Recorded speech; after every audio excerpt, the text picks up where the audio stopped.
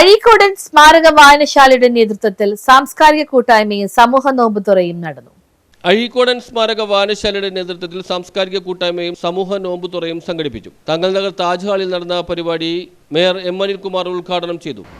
നോമ്പും പെരുന്നാളും മാത്രമല്ല, എന്റെ ജീവിതത്തിൽ ഞാൻ ഏറ്റവും നല്ല ഓണസദ്യ കഴിച്ചേക്കണം അവിടുന്ന്. ഓണസദ്യ എന്നൊക്കെ പറഞ്ഞാൽ ഒരു 10-15 പേര് കഴിക്കാറുണ്ടാവും. അത് ഭയങ്കര സ്വാദിഷ്ടമായ ഭക്ഷണമാണ്.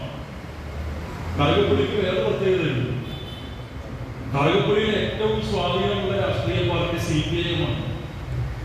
രണ്ടാമത് സ്വാധീനമുള്ള പാർട്ടി കോൺഗ്രസ് ആണ്. മൂന്നാമത് സ്വാധീനം മാത്രമേ മുസ്ലിം ലീഗിൽ.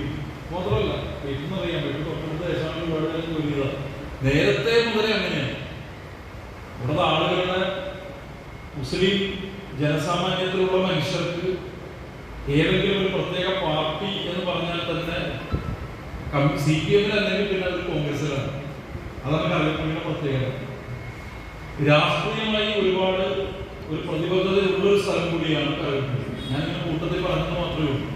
മുൻ MLA ജോൺ ഫെർണാണ്ടസ് മുഖ്യ പ്രഭാഷണം നടത്തി. CPIM Palluruthy area secretary KS Radhakrishnan, CPIM ജില്ലാ കമ്മിറ്റി അംഗം PA പീറ്റർ, മുഹമ്മദ് പള്ളി ചീഫ് ഇമാം അൻസാർ മന്നാനി, സലഫി ജുമാ മസ്ജിദ് ചീഫ് ഇമാം അനസ് സൊലാഹി, ജീവകാരുണ്യ പ്രവർത്തകൻ Venugopal Vempilly, saint Thomas More church വികാരി ഫാദർ ജെൽസൺ തോമസ് വേലശ്ശേരി, നഗരസഭാ വിദ്യാഭ്യാസ standing committee chairman VA Sreejith, AM Shareef, PH Haris, PA Zubair, TK Shamsu, VD Muhammad Basheer, PK Sudhakaran, MS Shobhithan തുടങ്ങിയവർ സംസാരിച്ചു. തുടർന്ന് ഇഫ്താർ വിരുന്നും സംഘടിപ്പിച്ചു. നമ്മളിവിടെ ഇന്ന് ഒരുമിച്ച് കൂടിയിട്ടുള്ളത് ഇവിടെ വിവിധങ്ങളായ മതങ്ങളിൽ പെട്ടവർ, സംസ്കാരങ്ങളിൽപ്പെട്ടവർ, രാഷ്ട്രീയ മേഖലയിൽ കഴിഞ്ഞുകൂടുന്നവർ ഒക്കെയുണ്ട്.